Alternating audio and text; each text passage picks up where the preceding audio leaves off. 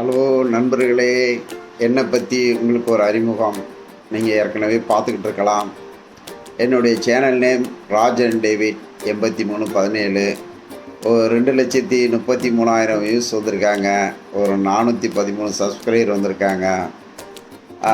Actually நான் வந்து sofa, bed service பண்ணுற ஒர்க்கு மட்டும் பண்ணிகிட்ருக்கேன்.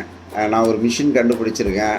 அது வந்து ஒரு எக்ஸல் வண்டியிலே கட்டிட்டு போய் சென்னை முழுவதும் கஸ்டமர் வீட்லேயே சோஃபா, பெட்டு, கர்டன்ஸ் எல்லாம் அங்கேயே பண்ணி கொடுப்பேன். அப்படி பண்ணி கொடுக்கும்போது ஒரு நண்பர் சொன்னார், நீங்கள் செய்கிற சோஃபாலாம் ஃபோட்டோ எடுத்து வைக்கிறத விட ஒரு யூடியூப்பில் போட்டு விடலாம்னு சொல்லி அவரே ஒரு யூடியூப் சேனலை ஓப்பன் பண்ணி கொடுத்தாரு. அது 2017 பண்ணி கொடுத்தாங்க. அப்புறம் என் வேலை நிமித்தம்னா அதை விட்டுட்டேன். அதுக்கப்புறம் திடீர்னு பார்த்தா ஃபோட்டோ எடுத்து போடலான்னு பார்த்தா யூடியூப்னு ஒன்று இருக்கிறதே எனக்கு அப்போ தான் தெரிஞ்சுது. சரின்னு மறுபடியும் அப்படியே போட ஆரம்பித்தா இதில் எடிட்டிங்லாம் என்னுடைய பையன்கிட்ட கேட்டால் ஒன்றும் சொல்லி கொடுத்தா. அப்புறம் சண்டைக்கு வந்துட்டான். அவர் ஒரு எடிட்டர் தான். அதுக்கப்புறம் எனக்கு ஒரு வீம்பு வந்துடுச்சு. சரி என்னதான்னு பார்த்துருவோம் அப்படின்னு சொல்லிவிட்டு நான் சோபா அடிக்க போகிற இடங்கள் எல்லாம் படித்தவங்களாக இருப்பாங்க. அவங்ககிட்ட கேட்டால் அவங்களுக்கே சரியாக தெரியல எடிட்டிங்லாம். இருந்தாலும் சிலவங்க கொஞ்சம் சொல்லி கொடுத்து இப்போ எனக்கு போதுங்கிற அளவுக்கு நானே எடிட்டிங் கற்றுக்கிட்டேன். சரி வெறும் சோஃபா பெட்டை மட்டும் போட்டுக்கிட்டு இருந்தால் எப்படி, வேறு ஏதாவது போடணுமான்னு சொல்லி பல கண்டெம்ட்டை பார்த்து என்னுடைய அனுபவம், வாழ்க்கை அனுபவம். நான் கிறிஸ்டின்ஸில் ஒரு இன்வால்வ்டு. ஆனால் எனக்கு மதவெறி கிடையாது. அதனால் அதை பற்றி இப்படியே போட ஆரம்பிச்சுங்க. ஒரு சில பேர் நல்லா இருக்குனாங்க, ஒரு சில பேர் இது மதம் சார்புனாங்க. நான் மதம்லாம் கிடையாதுங்க. ஒரு ஒரு சாமியார், ஒரு ஐயரை பார்த்தோன்னா சாமி நல்லா இருக்கீங்களான்னு கேட்குறோம். ஒரு பாயை பார்த்தீங்கன்னா பாய் அஸ்லாம் அலைக்கும்னு சொல்கிறோம். அதேமாதிரி நான் ப்ரைஸ் லார்டு அலையிலேன்னு சொல்கிறேன். நான் ஒரு கிறிஸ்டினாக இருக்கேன். எனக்கு மதவெறிலாம் கிடையாதுங்க. நான் எல்லார்ட்டையும் அன்பு செலுத்துகிறேங்க அப்படின்னு சொன்னோன்னா சரி அப்படின்னு சொல்லிவிட்டு சிலவங்க அது சமாதானம் ஆகிடுறாங்க. இப்போ உங்களுக்கு அதை சொல்கிறேன், எனக்கு மதவெறியெலாம் கிடையாதுங்க. நான் எல்லார்ட்டையும் அன்பு செலுத்துகிறேன். ஏசப்பா எல்லாத்துக்கும் சொந்தம்.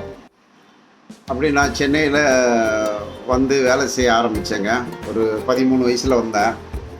நான் ஊரில் பார்த்தீங்கன்னா ரொம்ப நோஞ்சா மாதிரி இருப்பேன். வயிறுலாம் தள்ளிக்கிட்டு ஒரு வேதி பிடிச்ச மாதிரியே இருப்பேன். அதுக்கு பல பட்ட பேர் சொல்லுவாங்க. சோவை பிடிச்சவன், நோஞ்சான், இப்படி ஏகப்பட்ட சொல்லுவாங்க. எனக்கு சரியாக படிப்பும் வராதுங்க. சென்னைக்கு வர வரைக்கும் எனக்கு ஏபிசிடியும் தெரியாது, ஆனாவனா முழுமையாக தெரியாது. அப்புறம் கடைக்கு வேலைக்கு வந்தோம். என் கூட வேலை செய்கிறவங்களுக்கெல்லாம் பார்த்தீங்கன்னா உதாரணத்துக்கு 100 ரூபா சம்பளம்னா எனக்கு 20 ரூபா தாங்க கொடுத்தாங்க. அப்போ எங்கள் அண்ணன் சொல்லி அனுப்பிச்சிருந்தாரு, நீ மெட்ராஸுக்கு போயிட்டு சம்பளத்தை அதிகமாக கேட்டீன்னா அவங்க வந்து உன்னை கடினமாக வேலை வாங்குவாங்க. அவங்க தர்ற சம்பளத்தை வாங்கிக்கிட்டேன்னா உனக்கு வந்து வேலை ஈஸியாக இருக்கும் அப்படின்னாங்க. அது எனக்கு ஒரு தெய்வ வாக்காக அந்த என்னுடைய சொந்த சகோதரன் சொன்னது. அதேமாதிரி அவங்க தர்ற சம்பளத்தை தாங்கன்னு வேலை பார்த்தேங்க. அந்த ரொம்ப கம்மி சம்பளத்துக்கு வேலை பார்க்கும்போது எனக்கு என்ன வேலை கொடுத்தாங்கன்னா, பெருக்கிறது, சாப்பாடு எடுத்துகிட்டு வர்றது, கூட்டுறது, இந்த மாதிரி அடிமட்ட வேலையை தான் கொடுத்துக்கிட்டு வேலை வாங்கிட்டு இருப்பாங்க. ஆனால் எனக்கு என் ஈக்குவலிஸ்ட் பசங்க உள்ளே நின்று கடையில் அப்போ வியாபாரம் பார்க்கும்போது எனக்கு அந்த மாதிரி வியாபாரம் பார்க்கணும், வியாபாரம் செய்யணும் ஆசைப்படுவேன். ஆனால் உள்ளே விட மாட்டாங்க. உனக்கு ஒன்றும் தெரியாது, வெளியே போன்ட்டு. அப்போ கடையில் 10 வேலை சொன்னாங்கன்னா 2 வேலையில் மறந்துட்டால் அதுக்கு அடி விழும். அப்போ அழுதுகிட்டு இருக்கும்போது ஒரு பெரியவர் சொன்னார், ரிட்டையர்ட் ஆனவங்க, தம்பி நீ அழாத, படித்தா தான் நீ வாழ முடியும் அப்படின்னாங்க. அன்னையிலேருந்து பார்த்துக்காங்க எல்லாருடைய வாழ்க்கை வரலாறும் படிக்க ஆரம்பித்தேன்.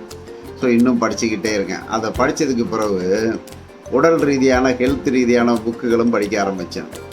அப்போ நான் ஒல்லியாக இருந்தேன்னா தினந்தோறும் இளநீர் சாப்பிட ஆரம்பித்தேன், முட்டைப்பால் சாப்பிட ஆரம்பித்தேன்.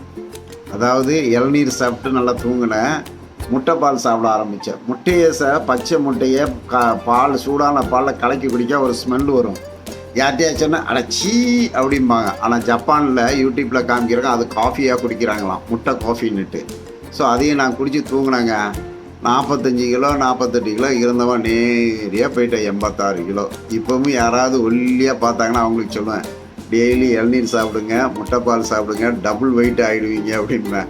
நீங்கள் டாக்டர்கிட்ட கேட்டுக்க, எனக்கு சரியாச்சு. அதுக்காக நான் என்ன மம்பளம் பண்ணி ஜெயிலில் போட்டுறாதீங்க, டாக்டர்கிட்ட கேட்டு செய்யுங்க. இப்போ யோகா ட்ரில்லு ஒரு 15 வருஷமாக பண்ணுறாங்க. இந்த 15 வருஷம் யோகா ட்ரில்லு நான் இந்த மாஸ்டர்ஸ்டையும் போகலை. ஆனால் ஏகப்பட்ட புக்ஸு படிச்சிருக்கேன். அந்த யோகா சம்மந்தப்பட்டது, மெடிசன் சம்மந்தப்பட்டதை படிக்கும்போது ஒரு 36 ஸ்டெப்புகளை செய்துட்டு ஒவ்வொரு மாஸ்டர்ஸும் கேட்கும்போது அவங்க சொல்லுவாங்க, இந்த ஸ்டைலுக்கு இன்ன பேர், அதாவது ஒரு அந்த ஆசனம் சொல்லுவாங்க இல்லையா, அந்த ஆசனம் எல்லாம் நான் பண்ணுவேன். ஆனால் அதுக்கு இதுதான் பேருங்கிறது எனக்கு தெரியாது. நான் புக்கில் படித்து டெய்லியாக ஒரு 15 வருஷமாக பண்ணுறேன். இதில் பார்த்தீங்கன்னா சில பார்க்குகளை போவேன். எங்கள் வீட்டுக்கு எதிர்த்தாப்புல நல்ல முதலமைச்சர் கட்டி விட்ருக்க ஒரு பெரிய பார்க் இருக்குது. நான் பெரம்பூர் ஜிகேஎம் காலனியில் இருக்கேன். அங்கே காலையிலே பெரியவங்க எல்லாம் எக்ஸசைஸ் பண்ண ஆரம்பித்தாங்கங்க. அதை நான் உட்காந்து பார்த்துட்டு எப்படி பண்ணுறாங்கன்னு பார்த்தா ஸ்பீடாக பண்ணிக்கிட்டு இருக்காங்க. அப்படி பண்ணுறது என்னுடைய நாலேஜுக்கு தப்புங்க. ஏன்னா ஒவ்வொரு எக்ஸசைஸு பண்ணும்போதும் ஹார்ட் பீட் ஃப்ரீ ஆகணும். நான் படித்த புக்கில் மூச்சு வாங்கணும், ஏஜ் அதிகமாக எக்ஸசைஸை குறைச்சிக்கிடணும். அப்புறம் ஒரு புக்கில் எழுதியிருக்கு, நம்ம கடினமான வேலை செய்கிறோம் அப்படின்னா நம்மளோட வேலைக்கு 75%, எக்ஸசைஸுக்கு 25%. சிலவங்களை கேட்பேன், நான் 10 கிலோமீட்டர் போனேன், 5 கிலோமீட்டர் போனேன், அப்புறம் என்ன பண்ணீங்க, அங்கேருந்து ஆட்டோ பிடிச்சி வீட்டுக்கு வந்தேன், இப்படிலாம் ஜோக்கு. இதுக்கெல்லாம் பார்த்தா ரொம்ப படித்தவங்களாக இருப்பாங்க. ஒரு அம்மாவை கேட்டேன், நான் 40,000 ரூபா கட்டி இந்த மாதிரி ஒரு பெரிய யோகா சென்டரில் போய் தங்கி கற்றுக்கிட்டு வந்தேங்க. இப்போ என்னங்க ஆச்சு, நான் ஒரு டீச்சருங்க, எக்ஸாம் டைமில் பேப்பர் எடுத்துறதுக்காக நைட் அண்ட் டே கண் முழிச்சேன், அவ்வளோதான் விட்டு போச்சு. இப்போ முட்டு போச்சுங்க, 40,000 போச்சு, யோகாவும் போச்சு. நான் 40,000லாம் செலவு பண்ணேங்க. கடவுள் கிருபையில் இலவசமாக புக்குகளை படித்து போகிற இடங்களில் மாஸ்டர்ஸ்கிட்ட கேட்டு, ஏன்னா மாஸ்டர் இல்லாத தொழில் எதுவும் கிடையாது, மாஸ்டர்ஸ்கிட்ட கேட்டு கற்றுக்கிட்டு ஒரு 15 வருஷமாக பண்ணிகிட்டு இருக்கேன்.